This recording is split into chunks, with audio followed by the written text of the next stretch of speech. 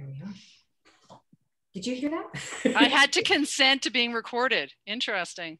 Did you? Yeah, it popped Press right up and it continue. said, "Do you consent to being recorded?" I said, "Well, yeah, I guess so. Okay. Otherwise, I'd have to leave." Yeah, it's very good.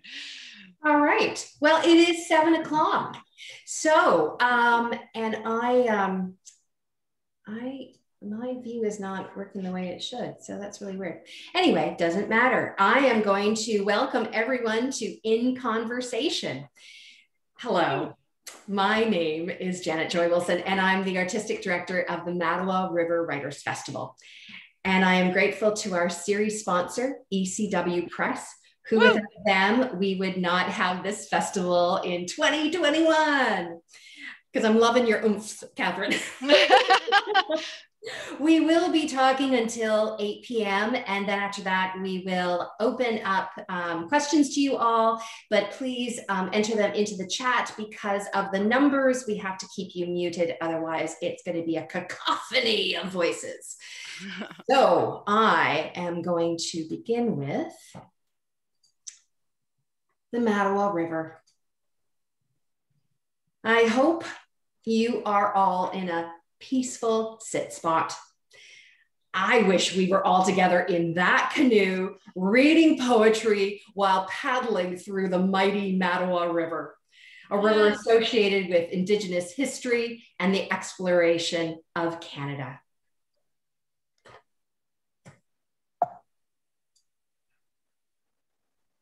And Bill Steer, who is the originator of the Canadian Ecology Centre, is coming to us energized from Matawa, Ontario, and will share a few words with you.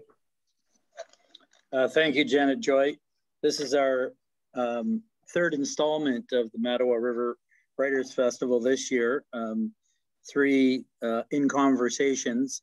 And I just thought before we get started, thank Janet Joy for being our ongoing curator and putting this all together. I would not wait till the end of this evening, but I'm looking forward to this with breathless anticipation. Nonetheless, the first two book talks, as we usually try to call them that in the past, is that I'd be sitting beside the fire here at the Canadian Ecology Centre, but the weather is not so good just at the moment. So this is what I did instead. I've got the matches here, and I've got the match to start the fire, and I would just go over here and start the fire, and we would be well on our way. But I'm charged with the with doing the land acknowledgement, and I tend to do this in different ways, following the path of the Truth and Reconciliation Commission and all its recommendations. I think Janet Joy has pulled up 2 slides. There I am by the Red Rock. This Red Rock is a navigation rock. It's an Indigenous navigation rock located on Mooseland Lake, north of Uppsala, which, if you know your geography, is west of Thunder Bay and east of Ignace, Ontario.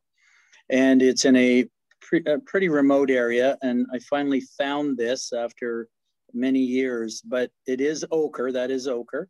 And the last time in one of the book talks here in conversation that I explained about the ochre mines, and it was a prized trading item.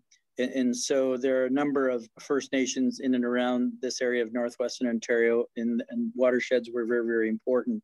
But this is a navigation rock. Probably, I just wrote a story about it, and if you Google Backroads Bill, Village Media, Red Rock, you'll come across this. It's one of the most unusual rocks in Ontario, northern Ontario. The photo on the right is Ferry Point on Lake Missinaibi, in the Chapleau Game Preserve, north of Chapleau. And it is one of the best collections of pictographs. And again, ochre was a prized trading item, and the native shamans or artists made a tempera, and these icons are open for interpretation. Again, these are very, very important of Indigenous cultures. So I acknowledge that we are on the lands of our Indigenous peoples, and I will mute myself now, and thank you very much, Janet Joy. Thank you, Bill. Gosh, I really wish we were there. In terms of the land we're on, I'm safe here in Toronto, known as Toronto, the home to many Indigenous peoples, and from across Turtle Island. So we are here for the Canadian Ecology Centre Education Foundation. This is a fundraiser for the foundation because kids are our future. Outdoor education is key to their development and appreciation of Mother Earth. Producing the In Conversation series is a way to retain our connections with our natural world through the arts, which I believe is key to our resilience now more than ever.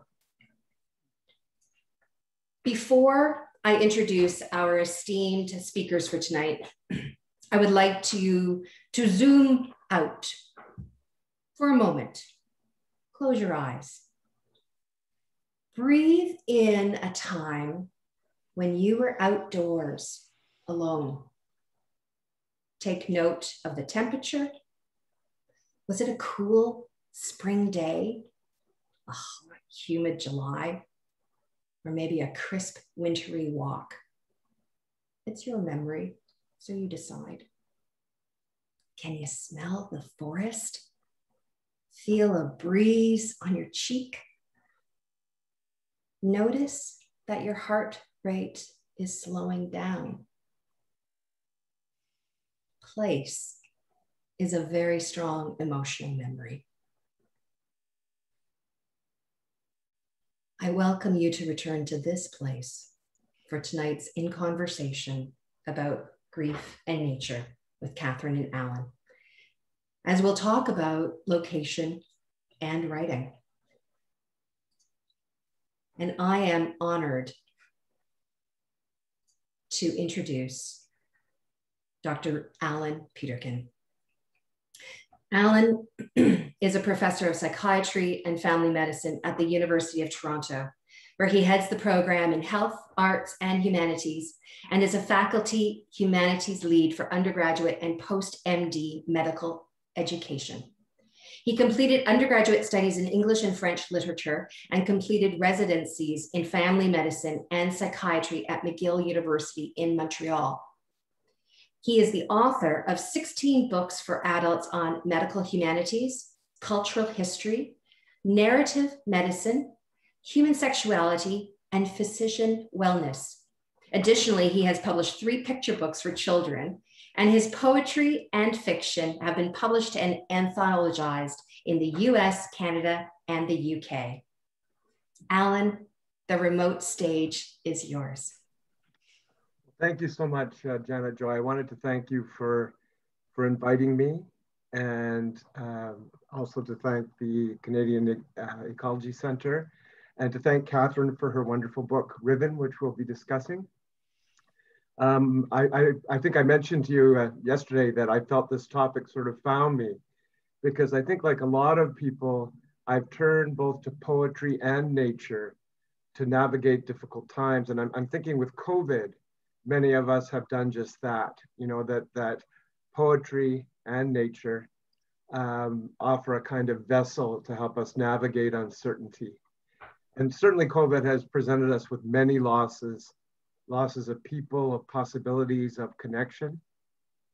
So I just want to share some fairly random thoughts on what I know about grief as someone who's been a psychotherapist for 30 years, and then thoughts on nature and poetry and how these come together. So maybe first just to look at a bit of language, that grief is the thoughts, feelings, and behaviors that we manifest as a normal response to loss. And I want to emphasize the word normal. We grieve, that's the price of attaching and the price of loving.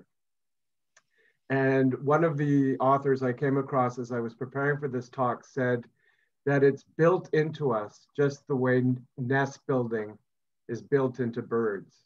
Mm-hmm. So this is something that's built into us. It's subjective, it's unique. Nobody's grief is the same, because no person is the same and no relationship is the same. When we use the word bereavement, it's more the objective manifestation of loss, and it sort of suggests a period of time. And then mourning is more the expression or even performance of sorrow, more of a public act. And that's determined by our culture, our religion, our gender, our belief, our use of ritual or not. You know, some people wear black in the West. In the East, they wear white. Some of us have a stiff upper lip. Some of us wail. You know, these are very much determined by who we are and where we come from. But what I want to stress is there's no recipe. People are always asking, you know, what are the 5 steps? What are the 7 steps? It's a very individual process, and it's not a linear process. And that's what I love about Catherine's book is the poems show there's nothing linear about a river and nothing linear about grief and grieving.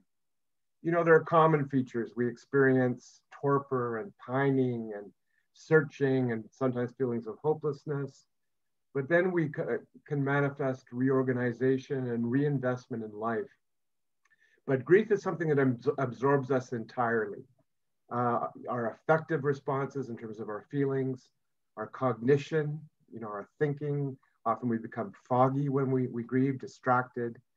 Also our behavior and our physiology. Just think of what happens to our appetite and sleep when we're grieving. You know, I think we talk about the heart being broken in grief, but we can talk about how the brain is broken, or not broken, challenged by grief. And I'll tie that back to what nature does to our brains and what poetry does to our brains, which offer, if not a remedy, an accompaniment to loss and grief. So it's an acute stressor. Some would call it even a brain injury. And, you know, our cortisol levels go up, our immune systems get tired, we get run down. That's why often people who are grieving will get infections. You know, parts of the brain are activated differently. So the higher areas that are involved with regulation of emotions and decision-making kind of slow down. And the limbic system, which is all about fight, flight, fight, survival, kind of pipes up. And that's why there's often, you know, jumpiness, anxiety, and so forth. We can't think straight. There's a fellow called George Bonanno, a psychologist out of Columbia, who really emphasizes growth through grief.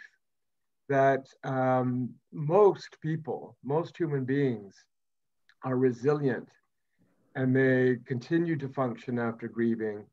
They can find generative and positive emotions again. And even though functioning can be challenged for a while, temporarily we're distracted, we can't make decisions, we're crying, we're angry, we do come back to a level of functioning.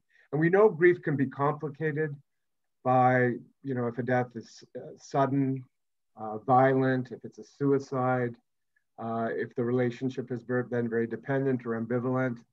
And then there's something called disenfranchised grief, which is where our grief is not recognized by our society. An example that would be the mistress who's lost the love of her life but can't participate because she's not of the family. So what I realized when I was thinking about this talk is that as a therapist, I've naturally turned to natural language when I talk to my patients about what this process is. You know, I've described it as organic, as natural, that it follows the seasons. That I invite people to let feelings of all sorts wash over them like water or like a wave. And we know that grief is work. Freud told us that in Mourning and Melancholy. You know, if you don't do the work, if you don't allow it to take its form and its shape, it can return as depression or addiction and other difficulties. So let me talk a little bit about the role of nature.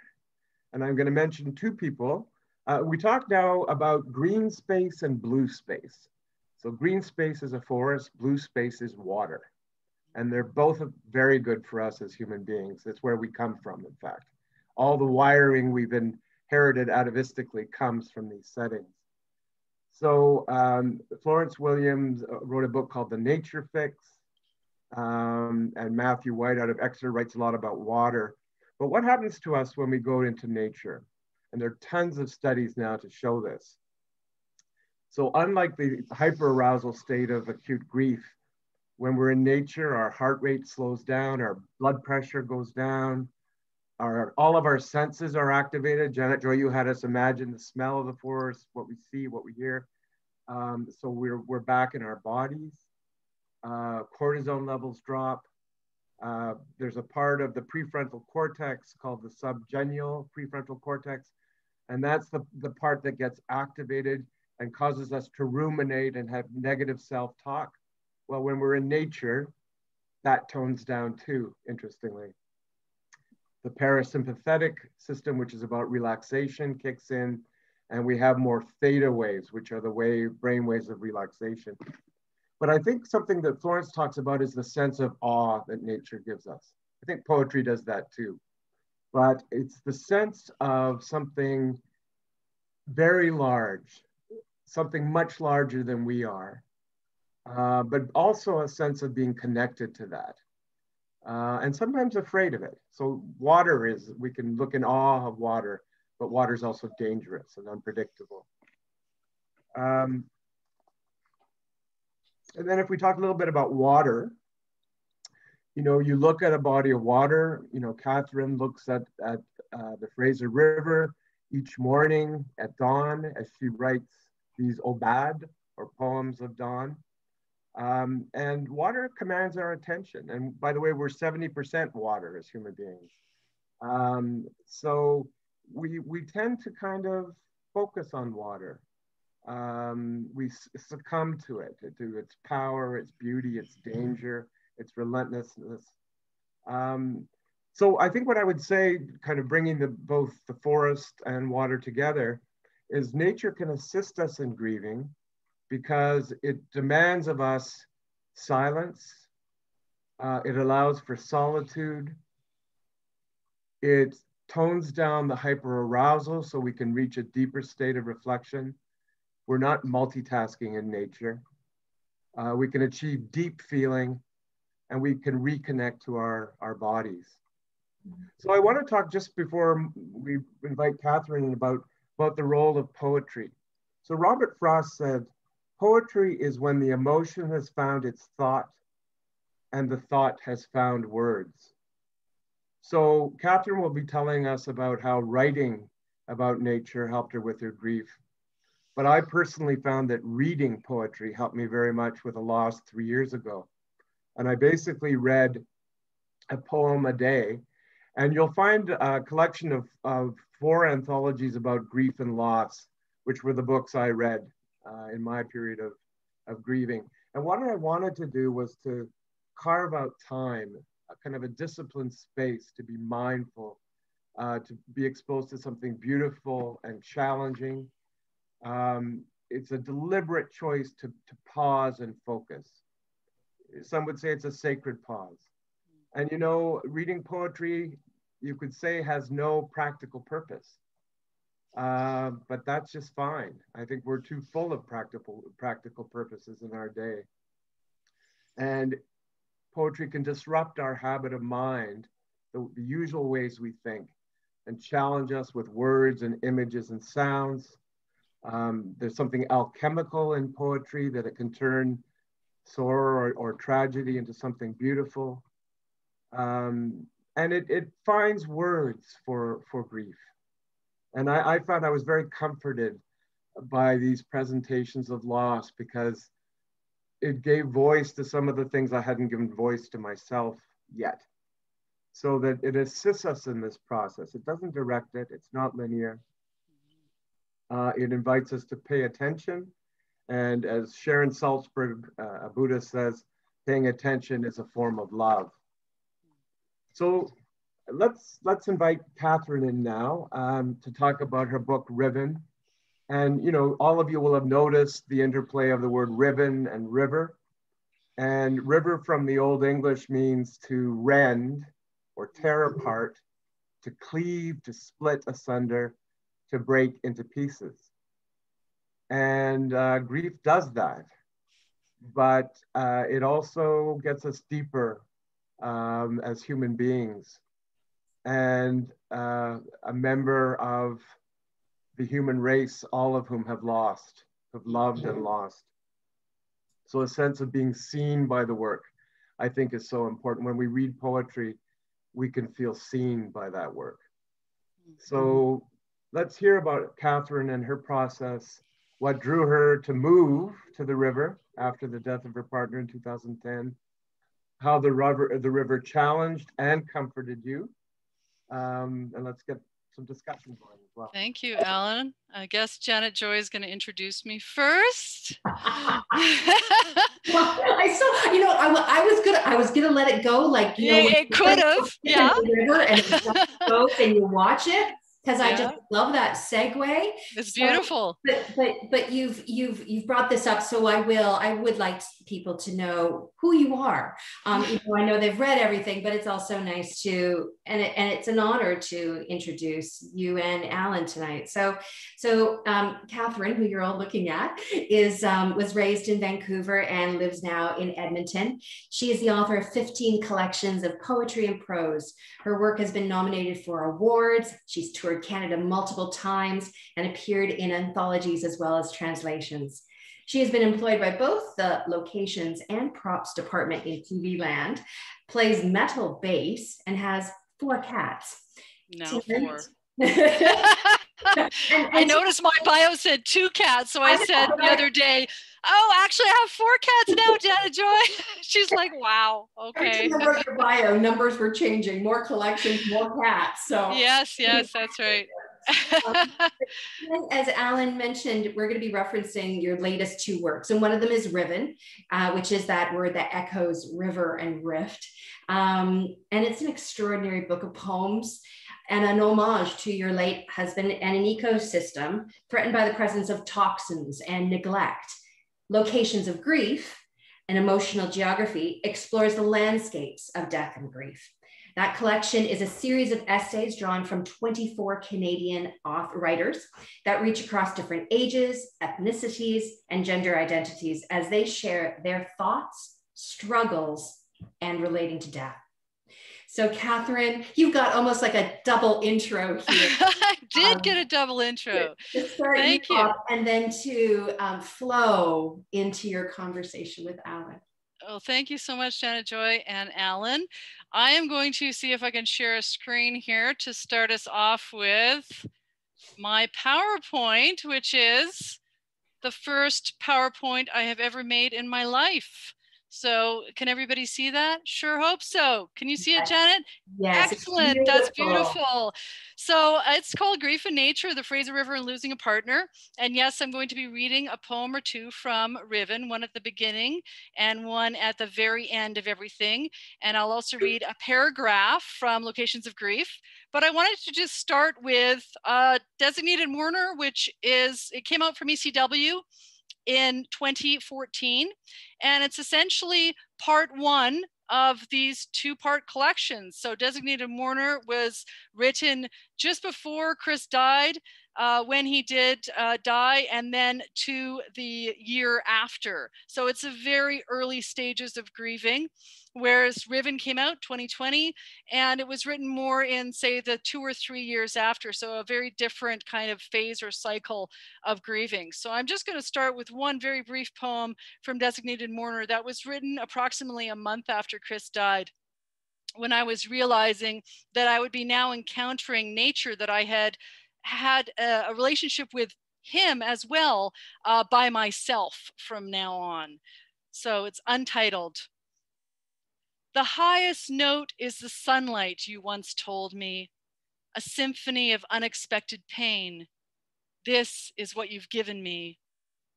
And now I walk through the forest alone, the duet of us annulled, the world in your absence beautiful, though you have rendered yourself unheard, stilled your particular wild singing. So that's from Designated Mourner.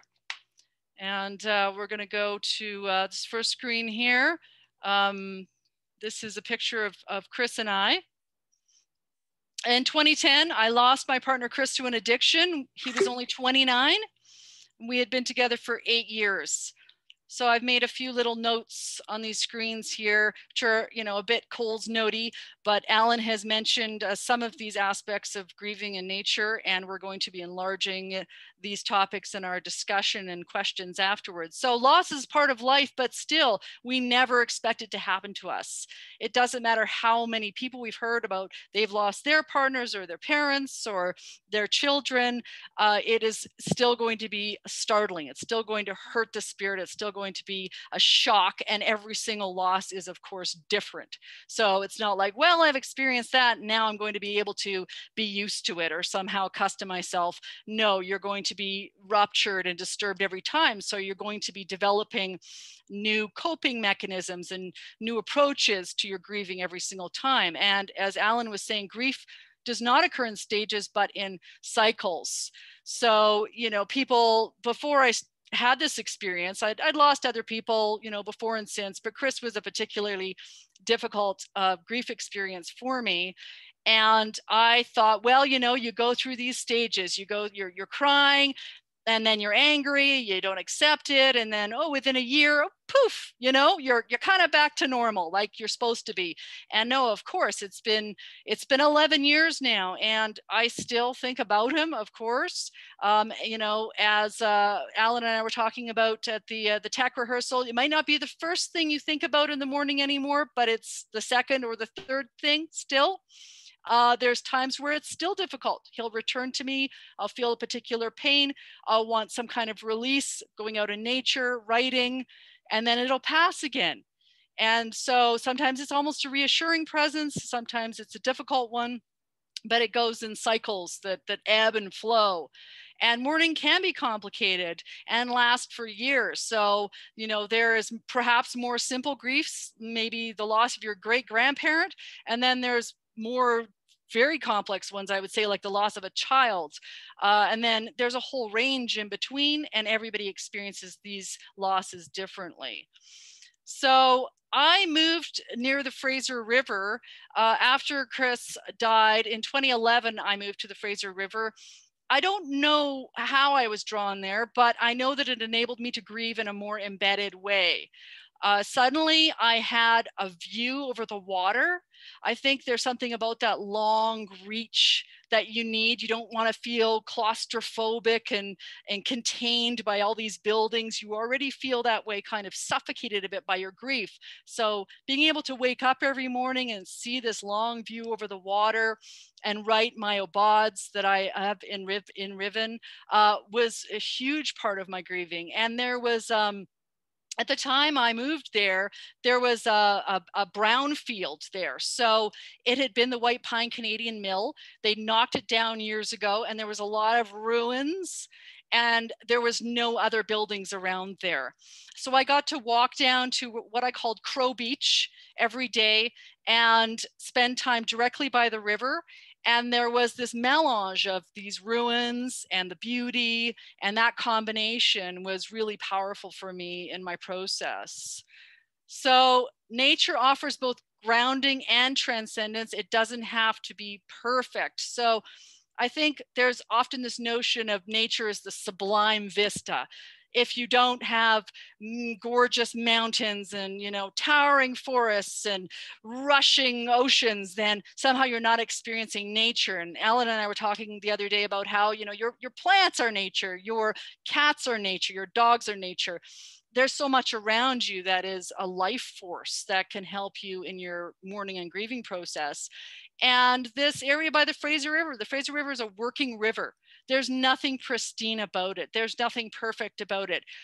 There's oil and there's creosote, and there's all these ruins from the mill there. And there's, but at the same time, there's these gorgeous sunrises and sunsets and the birds, and there's this transcendence of what humans have done to the environment. So I found that nature very much gave me this foundation for a way of not falling apart in this extremely vulnerable time, and also it enabled me to get out of my limiting humanity and realize that we're all part of this flow and this transience and this mortality, and it didn't have to be perhaps as tragic as it felt at times. And so being in the presence of both nature and writing was essential. They interconnected. They were never separate. They were always responding and reacting and communicating with each other. And also that then leapt me out towards finding a community of others, which is key, because my poetry, through writing my books, publishing, going out on tours, which, you know, I've been able to do until recently, doing these types of performances is a way of connecting with others and who are grieving, who feel that nature has been an important part of their lives. And in that way we expand the conversation. So place and environment are inseparable from all relationships. There is no relationship, whether, you know, it's you know, all the range of bonds that we have and losses, these are all ruptured and healed by where we are in place and time. And so we can allow ourselves to become recharged by the presence of non-human beauty. I think that that's so vital. If we keep ourselves, you know, contained in our little human worlds, we're not going to heal in the way we could if we went out and walked in the woods and strolled by the river and just sat in our gardens and listened to the birds, and indeed gardened and got, you know, our fingers dirty and got into the soil and really felt that we were one of many. And our wholeness would be vastly increased that way. And our whole process of grieving would, again, you know, as Alan was saying, would become organic, would become natural.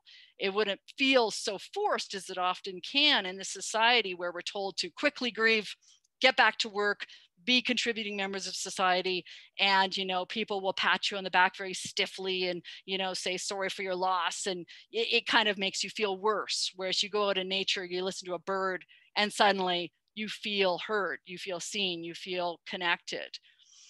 So I am going to read a short paragraph from an essay in Locations of Grief, an Emotional Geography. And this is by Wabgashig Rice, and his piece is called Ancestral Waters. And it's about his grandmothers and how he dealt with their loss by reconnecting with the Georgian Bay and the waters there. He says, "But the lapping waves on the shores will echo their beating hearts for as long as we're around to hear the water's rhythmic pulse along the sand and rocks. Their spirits are in the water and in us. My grandmothers made sure we had a place in this historic and beautiful territory. We honor them by thriving here and protecting what's been passed down since time immemorial. The grief lingers, but softens with each freeze up and thaw of the mighty Georgian Bay. That initial sorrow has made way for celebration and pride. My grandmothers have never left.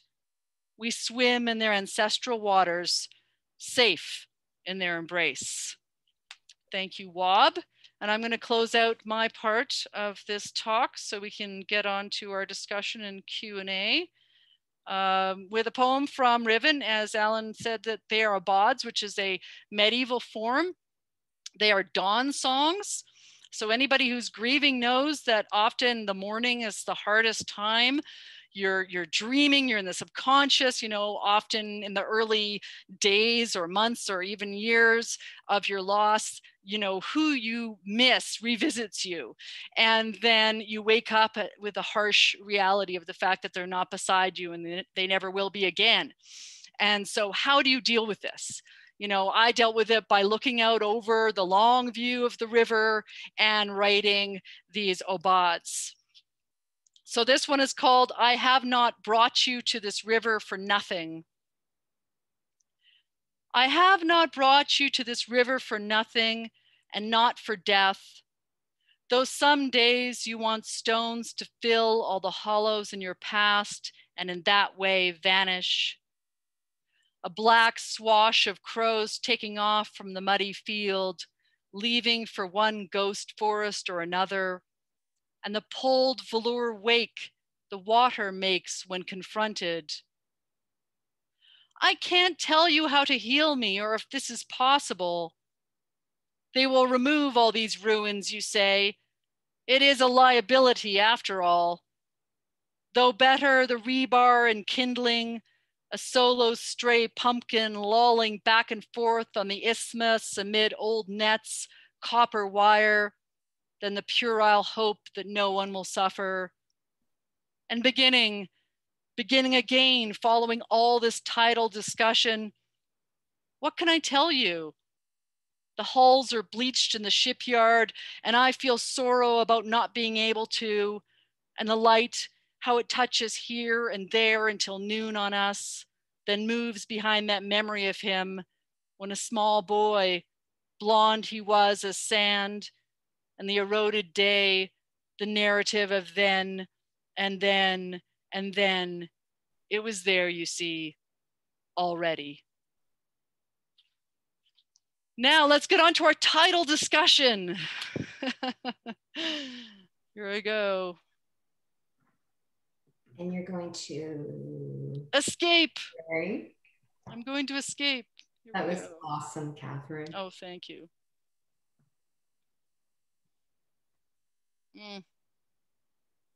There we are. Okay. Yeah, beautiful. Yes. Technology. Mm-hmm. So I'm going to set this up this way. The two of you, like, I just feel, you know, I can say go, but, you know, let's start with, you know, our topic, our theme, you know, grief and nature, whether it's the Fraser River or Lake Ontario, how this aids in the tough work of mourning. Do you want to go, Alan? Well, you know, as I say, I think our brains are wired to respond to nature in a very atavistic, kind of grounded, physical way. And I think one of the things about grief is that you can end up really being in your head. You can ruminate. There are sometimes feelings of guilt and regret and what if. And it's refreshing to find a space where you're drawn out. And the river you talk about, Catherine, is beautiful, but it's filthy. You know, it's inspiring, but it's dangerous. You know, it's wild. So as I like your point about nature isn't perfect. Nature is, you know. Yep. Yeah, exactly.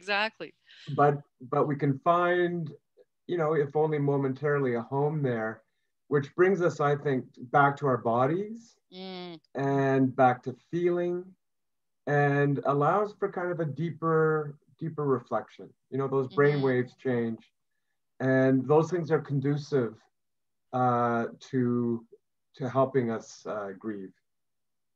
Yes.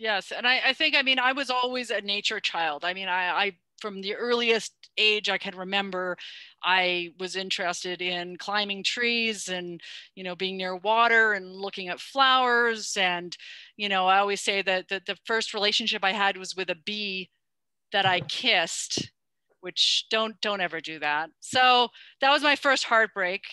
The bee didn't care. And, you know, so I think in a way for me, like when I was in my deepest time of grieving, returning to that space where I could reclaim that innocent, playful, you know, that self that is very firmly grounded in the body. When you're a child, you're not all floating up in your head. For the most part, you're much more somatically engaged with your environment. And so that really helped me in that grounding again to transcend the deepest times of pain. Do you want to say, Catherine, anything? I really liked, you know, the people who write about green space and blue space, their emphasis on awe. Do you want to say anything about the role awe played in the writing of these poems? Well, I think awe is absolutely crucial to any poet, any writer, any artist. I don't think that you can fully be an artist in the world if you don't feel awe, because that would suggest you have some core numbness, and you can't create when you have a core numbness. So I think that, you know, tapping into, first of all, just that feeling of awe, and then secondly, how that feeling of awe is so much more exemplified and expanded by being in nature. You know, I always get shocked when I see people are not noticing rainbows or sunsets or birds, or, you know, and I think, like, why are they not opening themselves to that possibility of being healed? And not just because they're grieving or mourning, but just all of the daily stuff we have to go through as adults. And then you can go, wow, look at that gorgeous, you know, blossoming lilac tree, and suddenly you're refreshed and invigorated. So I think that awe is definitely a saving grace in almost every situation in life, and certainly in those darkest moments where, you know, you get so mangled up in your brain, and all the memories and the regrets and the guilt and the, you know, how are you supposed to disentangle yourself from that? Well, you know, other people don't always help. Other people don't always say the right things, or they're limited, or, you know, they're grieving themselves, or, you know, but nature enables you to open in that way, and just really rise beyond those turmoils, which are in the end not really helping you to go through that cycle and emerge. And, you know, children have a natural sense of awe, and it kind of gets knocked out of us. But we become much more left brain and logic, and, you know, the whole notion of multitasking and distraction. And awe is really about, it's bigger than me and it's outside of me. And it can be terrifying or beautiful or both. But it invites, you know, connection and looking outward. Feeling outward. And I think that's something about children, as you're saying, like when you're grieving, you almost become like a child, in the sense that, you know, you're, you know, depending on your culture, but I mean, for me, I cried a lot. And so I was rendered vulnerable in that sense. And I had to depend and rely on other people to kind of, you know, do things for me in certain ways in the very early days. And so you're kind of back in that open space with nature as a child, if you allow yourself to be there. I think it's raw, it's unfiltered. A lot of your coping mechanisms that you've learned growing into adulthood, as you say, don't apply in grief. No. You know, the things fall apart. The center cannot hold. The center cannot hold. I think, you know, also when I think about my experience of reading poetry, is that I have experienced awe in the face of poetry. You know, to the extent that I've been forced to see and feel and think about things in new ways. You know, so the words on the page, and, you know, of course, it's best to read poetry aloud. And when you do that, you feel it differently. You know, our brains light up to poetry the same way they light up to music. You know, we're drawn to rhythm and repetition and pattern. You know, and sing-song intonations. You know, it's a different part of the brain lights up with that. So we want all of our parts of our brain to light up. The left hemisphere. That's right. And then when you read it aloud, as you say, you know, your tongue moves in a different way, and, you know, you feel your body moves in a different way if you allow that rhythm and the syntax and the line breaks and all the different ways that poetry moves. You know, the diction, the lexical textures of it that you just don't often get in many other modes of writing. And it is corporal, right? You get goosebumps. You find yourself tensing or breathing or sighing, or, you know, if you let it work on you, it does invite the body's participation as well. Yeah, I always think of like Emily Dickinson saying that she wanted a poetry that made her feel like the top of her head had been taken off, or she was so cold that no fire could warm her. And then Kafka saying that writing, in general, the writing that he wanted to do would be like an axe for the frozen sea of the soul. So yeah, allowing both nature and poetry to enter and rupture in the most beautiful way, you know, it is crucial in the moments of grief that want you to turn so inward that, you know, you're crawling into this little cavern of self. And that is maybe necessary in the early days, but as you flow through those cycles, you need to find ways to crack out of that, you know, doom-filled shell. So yeah, and you know, the phases of grief, that, so if you're talking about a loved one, you know, the first year can be about missing that person and loss of that person, but the next layer can be about the loss of the life you imagined with that person, or yes. with a child, for example. You know, that the meaning sort of deepens with time. And I think there was a line, something about it, one of your poems, I look at it a while, doesn't stop grief, just grieving sinks inward, becomes moments more subdued, quiet. Mm-hmm. So, you know, the grief never really stops. The grieving becomes more, the process of the work of the grieving becomes more intermittent. Yes. But yes. I think, you know, the bad advice people give around loss, like, you know, stay busy, keep busy. Oh yeah, that's right. You need to have closure. Yeah. You know, those kinds of things, just bad advice. Yeah. I think one of the things you were talking about, finding community, you know, as a writer after your loss, I think what I've learned is people need to choose the right supports after a loss. You know, people who will listen, who don't have to give advice, who allow you to talk about the loss. Yes. You know, that a lot of people feel, you know, there's a whole etiquette about loss. There are, you know, chapters in etiquette books about, you know, when a widow can stop wearing black, and, you know, all these kind of conventions. Yep. That's right. I think one thing grief can do is that it can free you up. It does, you know, it does tear you apart for a while. And I think in a way that can free you up to say no to things. Yes. Or to re-examine things. You know, things aren't as before. Yes. Well, I think that because so much of our society doesn't deal well with death. And so I was shocked many times in the early days after Chris's loss, because I realized I wasn't going to be able to do things, for instance, like wash his body or prepare him for the cremation. I was told that this is not something you do. This is something the funeral director does, and there's no option for you to do this. And I thought, this is terrible. You know, I mean, maybe a lot of people don't want to do this, but I wanted to do this. So why shouldn't I be given the option? So everything's been so institutionalized and so rigidified, and many people just feel very awkward and uncomfortable talking about death. And so they say things that, you know, like, sorry for your loss, or even worse, he's in a better place now, which is the last thing anybody would want to hear, I can imagine. But you're young, you'll meet someone else. Oh, that's right. You know? That's right. You're young, it's okay. Or, you know, well, you know, he wasn't in a very good space, you know, in his life, so it probably would have gotten worse. So, you know, that type of thing.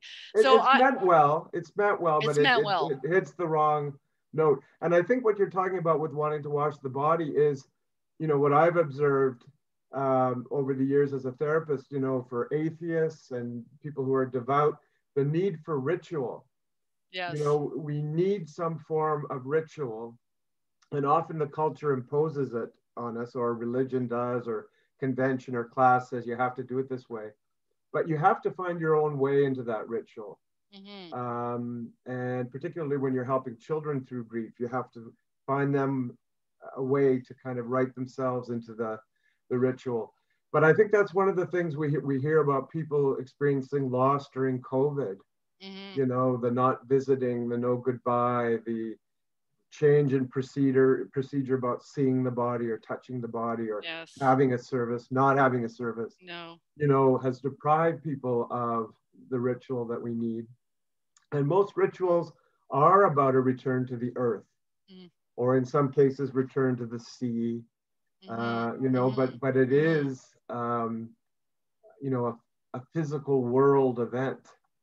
So, you know, a lot of people think, well, I don't really need a ritual, but I think you have to find, even if you carve a tiny way of observing for yourself, that you alone observe, even that, we need to mark that transition, that loss, don't you think?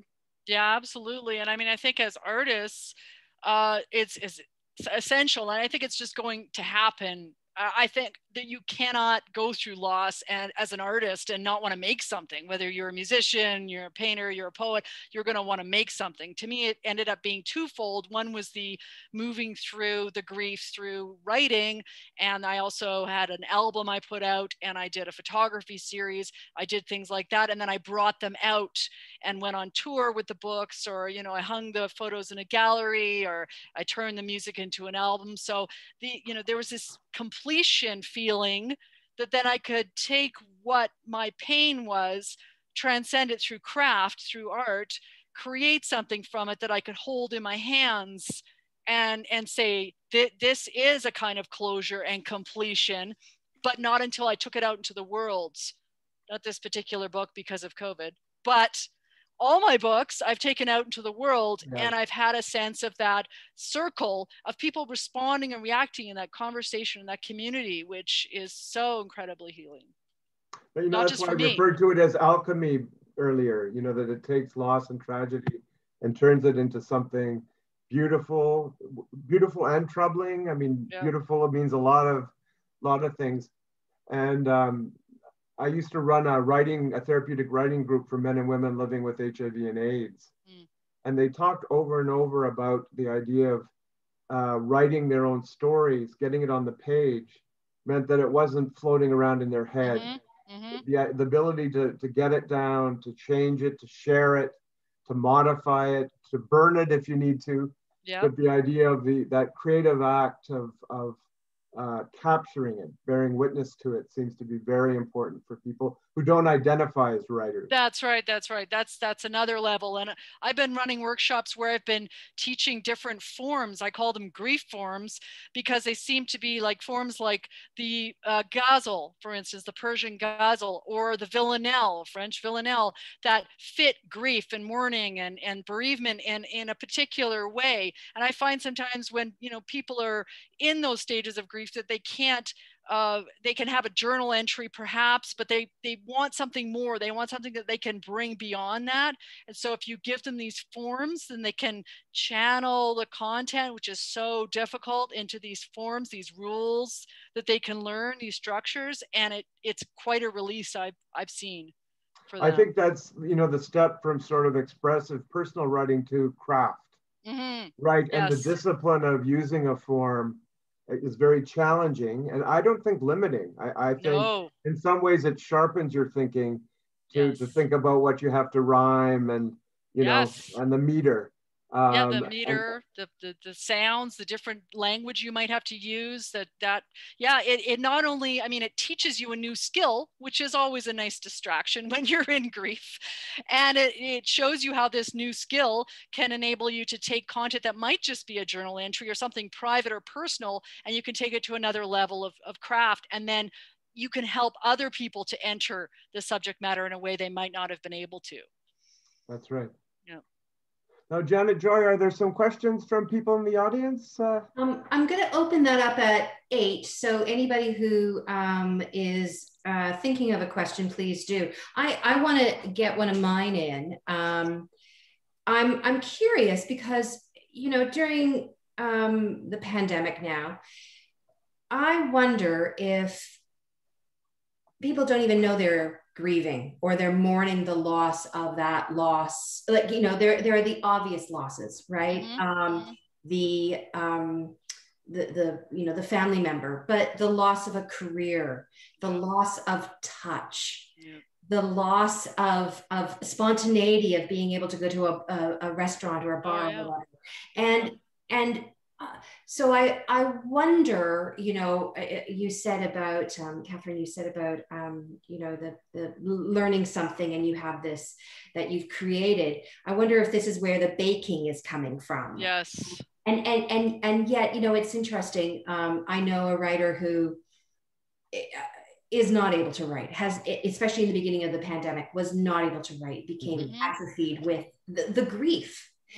So how then, I don't know what kind of answer is possible. Like, I know we're all saying, you know, the gardening, the getting out to nature, the letting a bee kiss you without kissing you. But I don't recommend that.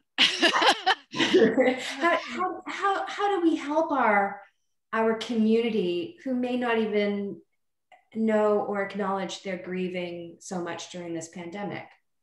Well, I found a really fascinating article in the New York Times, which identified it as languishing. So it's not depression, you know, it's not boredom. Languishing is a unique thing, sort of feeling like you're withering on the vine. Yes. That time is passing. I just thought it was such a beautiful word, and you know, languishing. So it's very old-fashioned. I like that. It's a very old-fashioned word. But I think part of it is finding words to express what you're going on. And you know, a lot of people are saying to me, my patients are saying to me, I mean, I'm not doing exercise, I'm not doing hobbies, the stuff I could be doing at home, I'm not doing.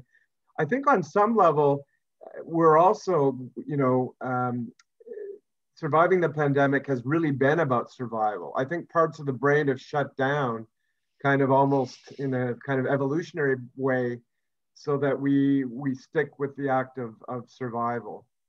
So the idea of people shouldn't blame themselves. But yeah, the losses are many. And what I hear from patients is, you know, the ways I kept myself happy and healthy, you know, volunteering, athletics, socializing, traveling, you know, classes, whatever, all of that's been removed. So the idea that it's sort of taken away our sources of renewal. Very much so. And I think especially in terms of, you know, the arts in the world. I mean, like I said, I had to cancel 2 book tours, and I've been very used to that whole cycle of this is part of my being. I create, I go out into the world, I perform. This is not a narcissistic act. This is a community connection to me.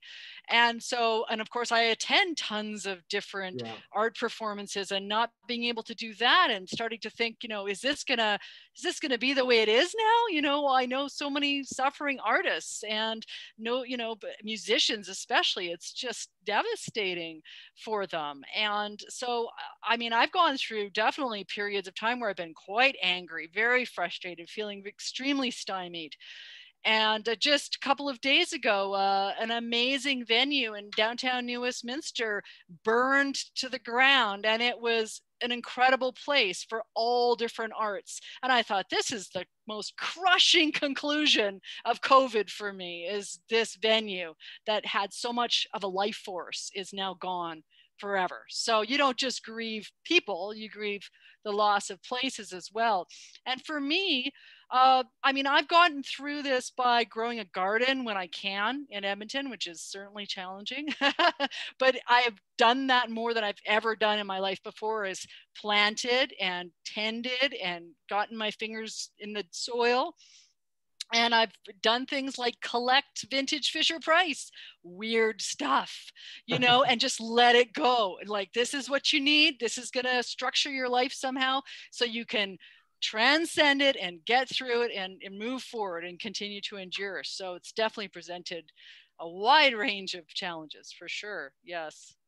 Yeah, and what you're saying about the arts and how they nourish us, and that source of nourishment has led to the withering on the vine for a lot of us, the languishing. Yeah. You know?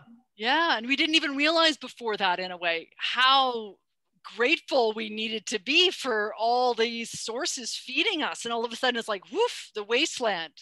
You know, how do we nourish ourselves from within? There's lots of questions coming in now, which is wonderful. The first one is from Catherine, and she says, I'm wondering if there's an element of survivor's guilt during the pandemic. What do you think about that? I mean, I think I had survivor's guilt in my own relationship, for sure. Because, you know, I mean, I think that's almost inevitable when you lose a partner. There's a sense that why were they taken and not you? And you can look on the surface and say, well, there's these reasons, but in the end, there is no reason. So you're the one that goes on, they're the one that didn't go on. And I think that's the same in the pandemic. I mean, you know, I've known people that have been directly affected by it. I personally have not been directly affected by it in that sense. But of course, we've all been impacted by it. So yeah, that's interesting. What about you, Alan? Survivor's guilt. You know, I think it's possible. I haven't heard directly a lot about it. You know, I think you might hear more about it if a contemporary were to die. I think what we've seen is mostly older people dying, which doesn't in any way mean those lives are more expendable, but I think younger people can maybe separate themselves more that, you know, that was an older person who died versus if they'd lost, you know, a college mate or a classmate or a partner. It would hit them more directly, perhaps, and get them asking more questions. I mean, certainly with the AIDS epidemic, there was survivor guilt. You know, people did the same things, got the same virus. Some lived on 30 years later. Some died in the first year. So that was a very dramatic example. But I think we haven't seen the end of the pandemic. We haven't seen what's going to happen with, you know, slow COVID, which could be a form like chronic fatigue.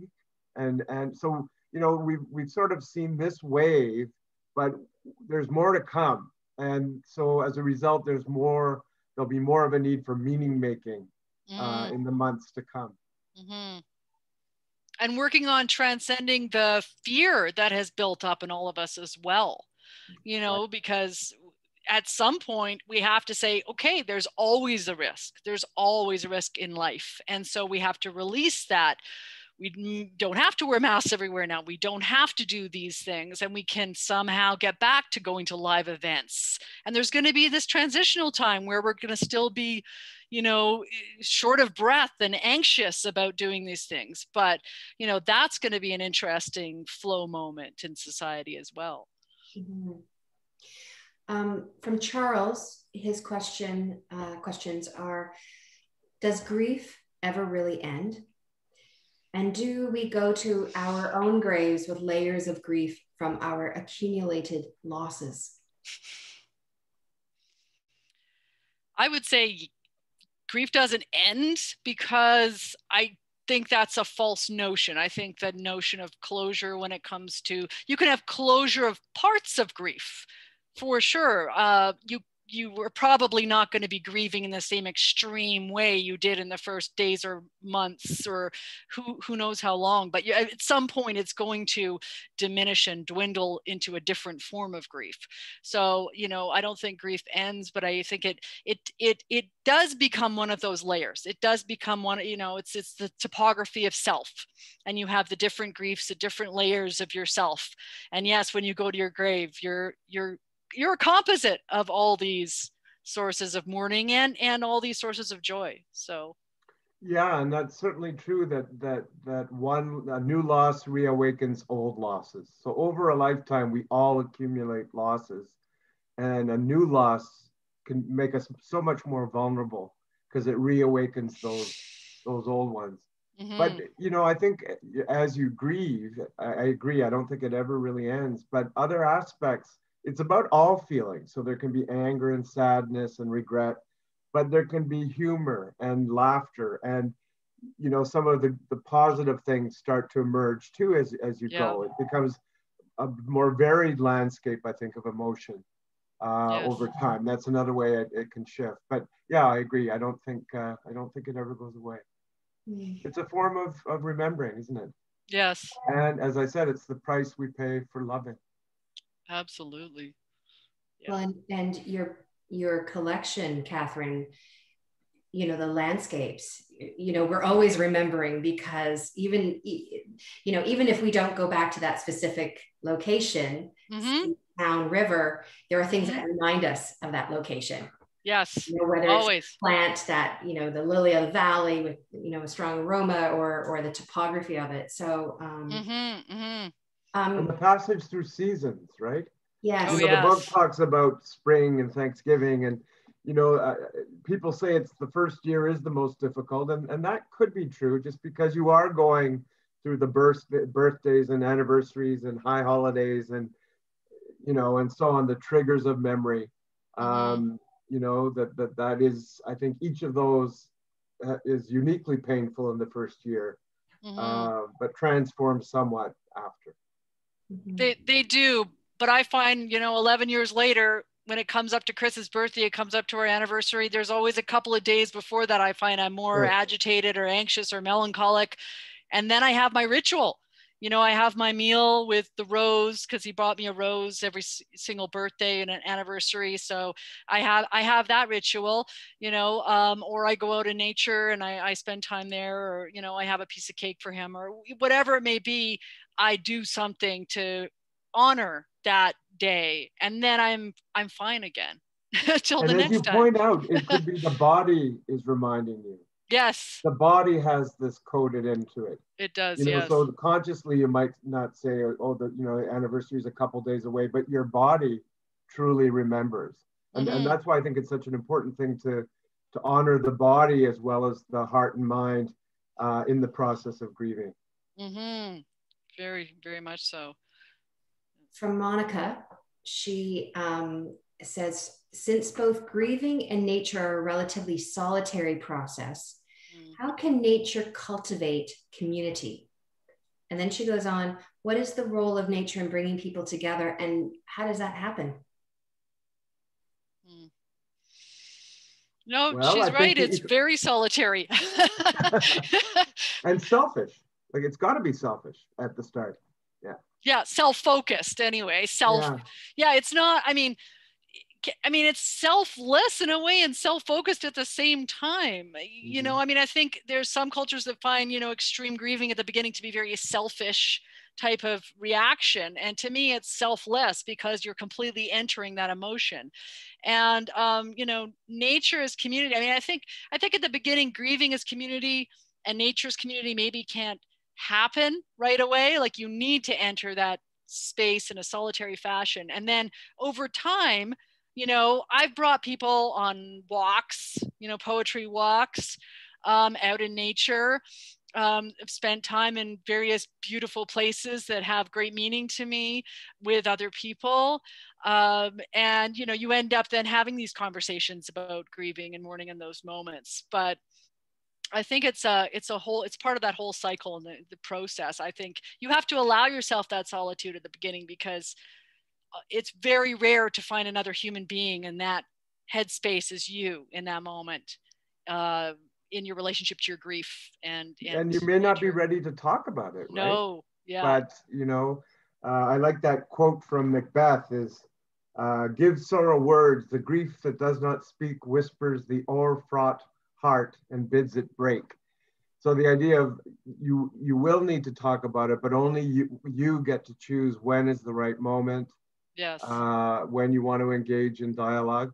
But just getting back to Monica's question, I mean, I think let's not forget this is a fundraiser for the Canadian Ecological Centre, which is providing opportunities like this to reflect on the role of nature and poetry in our life and our lifespan.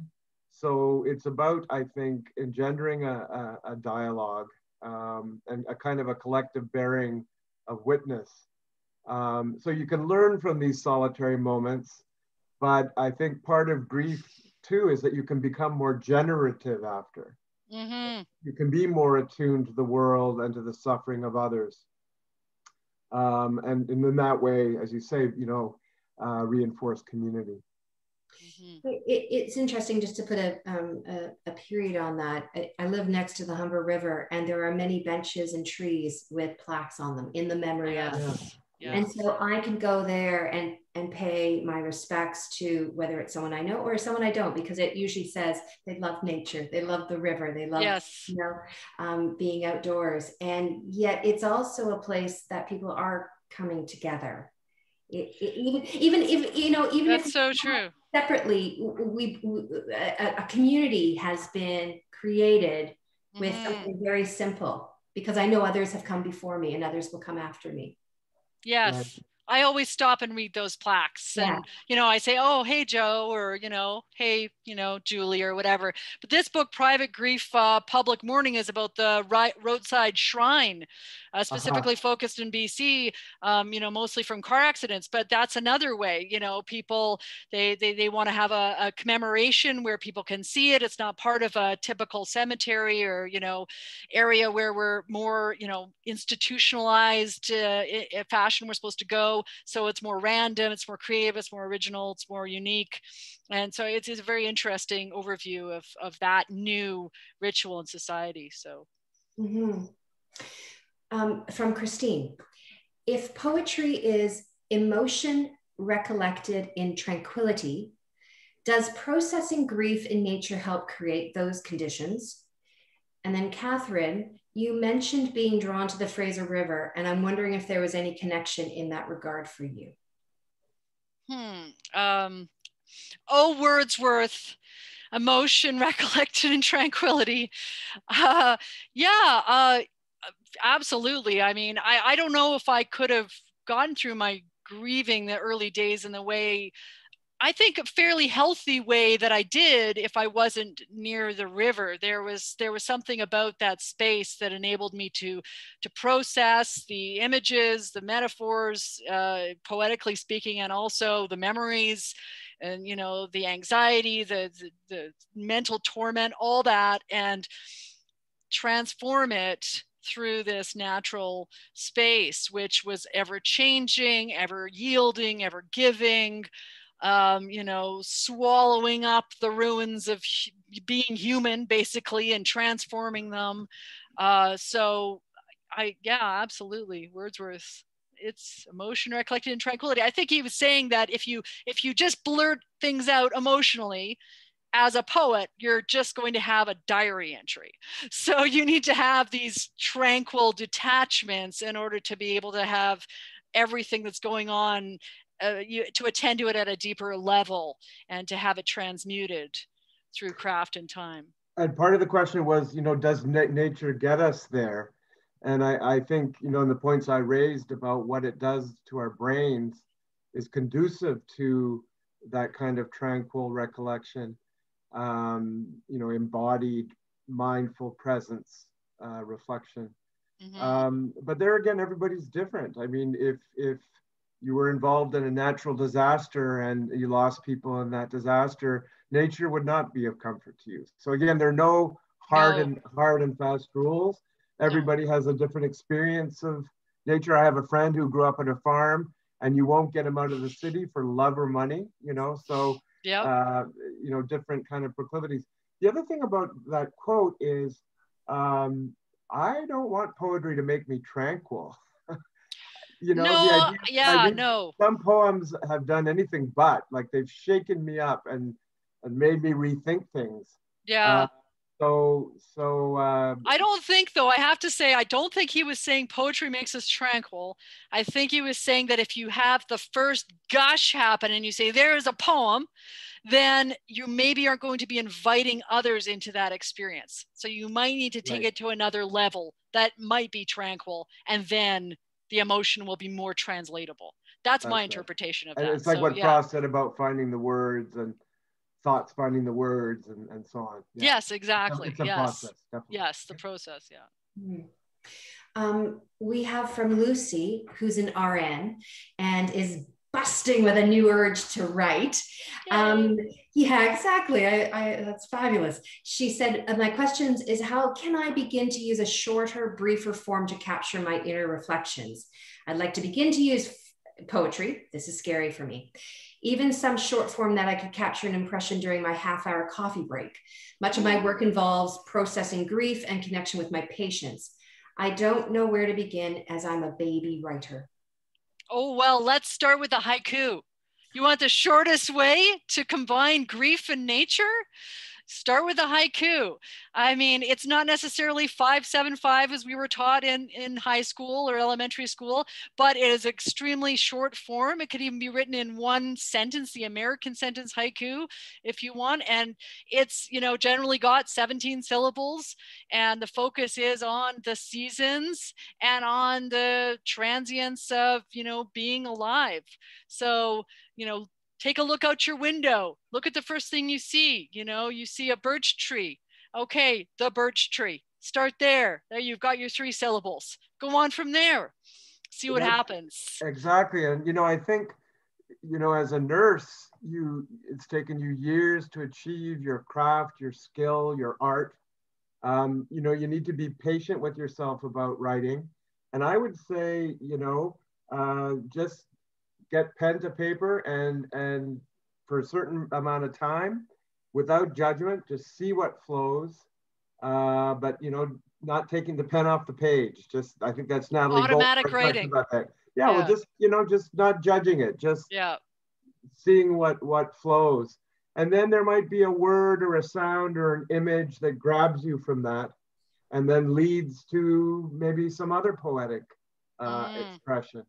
But the idea of just, even jotting down notes or images. I think, the whole thing about training yourself as an observer.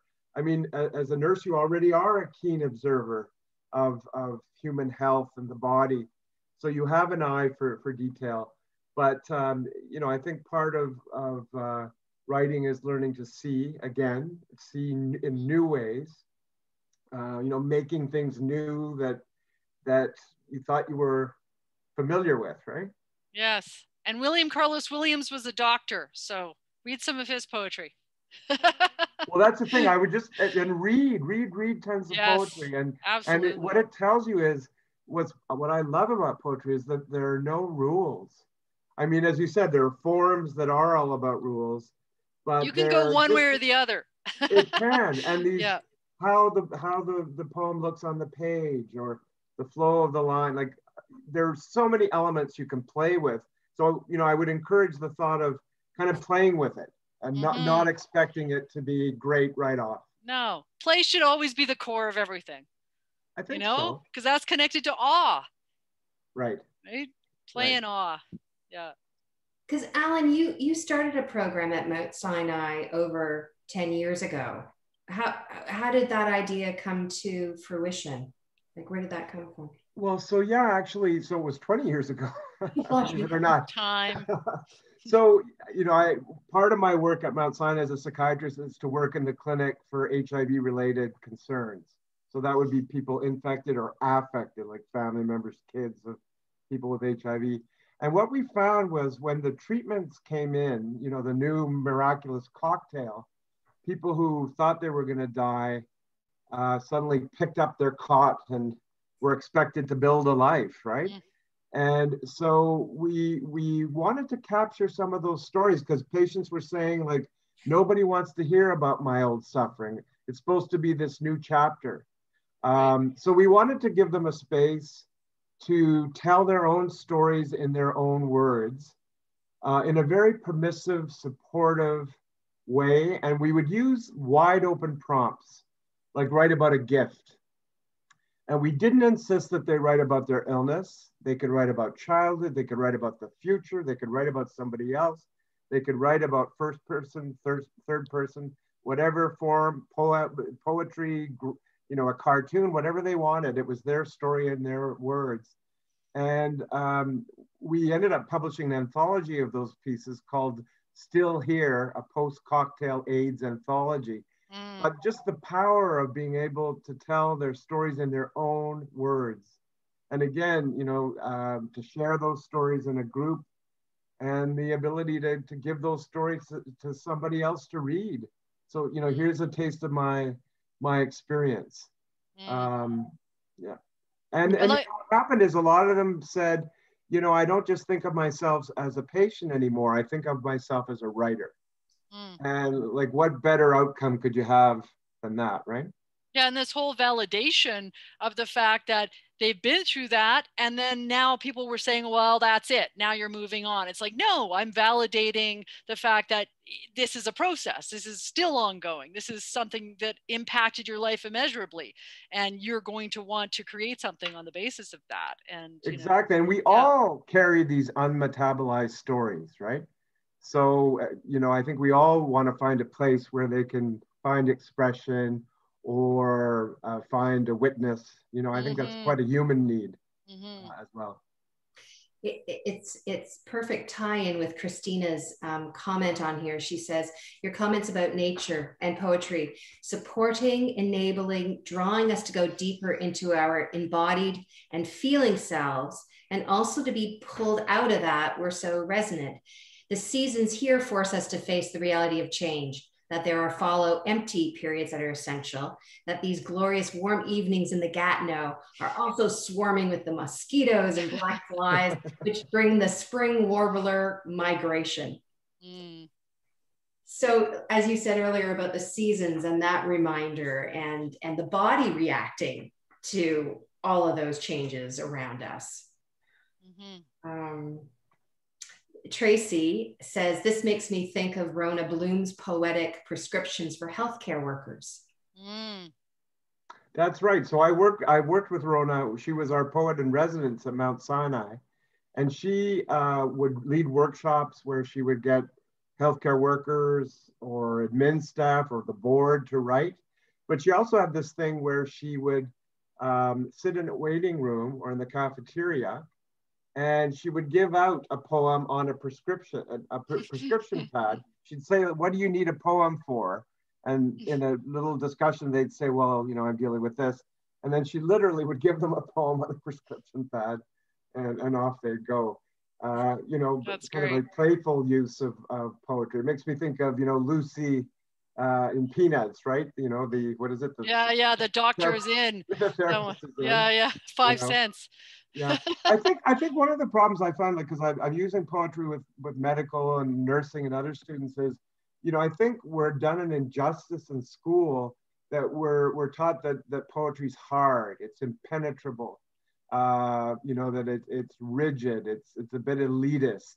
You have to know the history of it to appreciate it in the here and now, all that stuff. Mm-hmm. And I just say, start with how it makes you feel in a discussion. Mm-hmm. You know, be able to say where in the text that you invoke that feeling.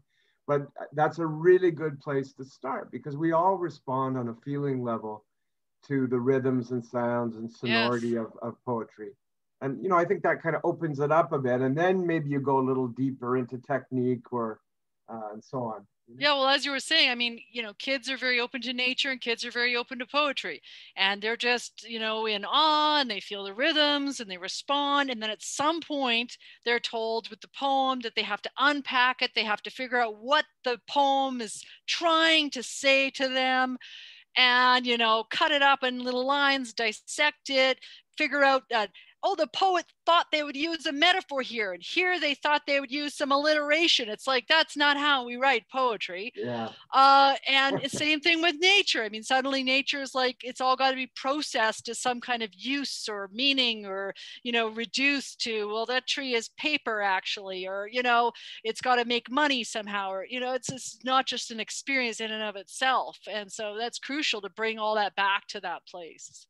Yeah, I mean, there's nothing utilitarian about hanging out in nature or reading a poem. No, absolutely not. Yeah, but we desire it. It's essential to our humanity, I think. And that's part of its charm, that it isn't about task completion or multitask completion.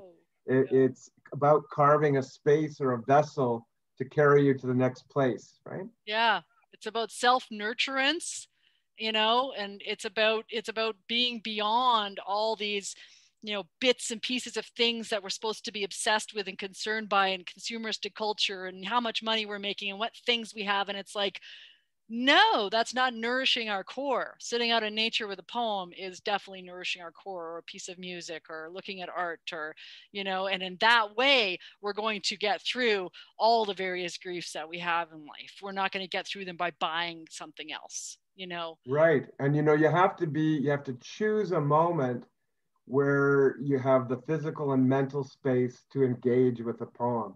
I mean, poetry demands things of us too. Sure. You know, but that's, I think, why we turn to it. But it is a particular state of mind. It's moving from the habitual way of thinking and speaking and talking and communicating, because we're looking for something different. That's right. That's crucial. It moves us from the habituality. I like that, because people will often look at a poem and they'll say, oh, you know, the short line lengths, for instance, and they won't know how to read it, and they'll feel awkward and uncomfortable. It's like, that's part of it. You know, you can feel some discomfort, and you can feel some, you know, edginess to it. And then that's part of that crushing of that habituality that will break you open to truer feeling. Yeah.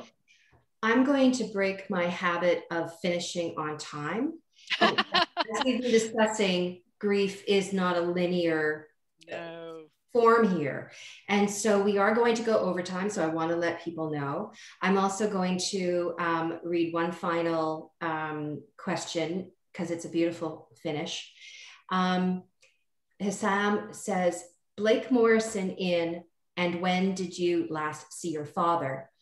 Talks about the last days and hours of his father's death. I wonder how much staying with loved ones at the last moment can help to cope with loss. I mean, in comparison to people who cannot be with their loved ones at that time, like people in different countries. Mm-hmm. I think it can go either way. You know, I think one of the myths we have in the culture is that there's a perfect death, Mm-hmm. or that things get, you know, kind of solved and resolved and tidied up, and, you know, something beautiful happens in the last moments. And, you know, it usually isn't that way. There can be people fighting over the RSPs in the corridor. I mean, I've heard it all in the hospital, right? Yep. I think it is an honor to be present. I think for some people, it's a great comfort. But again, you know, no absolutes. It depends on your relationship to that person, at the time of their death, over the course of that relationship. You know, again, a very unique kind of experience. Yeah, and I think however you are able to honor that, whether it is by being with them if you can, or being with them afterwards and seeing their body before they're buried or cremated, or, you know, and creating art, or, you know, whatever, honoring or ritual, or, you know, planting a tree or whatever it may be. Again, of course, different for every death and every person, but in any way that you can honor, that's the important aspect, I think. Not just closing yourself off and detaching and refusing it, because it will return. But, you know, there are people who are relieved by the death of someone who's been very problematic for them. Sure. You know, course, so again, it really is about that relationship. Yeah. And again, nobody gets to judge that. Nobody gets a vote. No, not at all. You know, because you hear people feeling guilty, like I should be crying for my father, or I should be crying for my, you know, but grief unfolds in a very honest way, if you let it, that speaks of that relationship, that kind of brings it to life in a kind of paradoxical way. And you have to be open to what emerges, and not think there's a right way to do it or a dutiful way to do it. No. And you might not cry then, but you might cry years later about something that triggers you in a way that you think is completely unrelated. And of course, you know, there could be complete relief. Even if you loved the person, there could still be relief if they were suffering, or, you know, so yeah. But whatever you can do, that's whatever time can do. Well, thank you. With you, with everyone, we have created a connection with our natural world through poems, memories, and passion. Thank you, everyone, for tonight. I hope that all of us can get outside, because there's a super moon tonight. And in Alberta, the lunar eclipse already happened at like 2 a.m. this morning. But I encourage you to get outside, because I'd love you to go back to that first moment when you were remembering being in nature. Go out tonight and be there. Breathe it in. Listen. That listening to the birds, listening to the crickets, listening to the wind in the leaves. And then write a poem or read one. So I'm really thankful to ECW Press, because again, because of them, we're all able to be here tonight. Thank you to my co-pilot behind the scenes who let you all in, Liam Guy. Thank you so much. And I encourage you to donate generously for the kids at the Canadian Ecology Center's Education Foundation, because this is our series final fundraiser for them. And buy Catherine's books, your local bookstore, from these local independent publishers, because that makes up this beautiful fabric of our community, our creative community. And in tomorrow's email, which I'm going to send to everybody as a follow-up, a link to the recording if you want to go back and hear, something again, because there was some, oh my goodness, so much food for thought, so many phrases and ideas to spark more. But I'm also going to include a link to a curated list of book recommendations from Catherine and Alan, which is a fabulous gift. Thank you both. And I'd like to invite, before we say goodnight, a final poem from Catherine. Thank you, Janet Joy. And thank you, Alan. That was a fantastic discussion. Just loved it. So beautiful. So I'm going to end with a poem called One January Morning, and it's a short lyric, and it's about one of those days where everything seems connected after grief and you feel fully alive again. One January morning.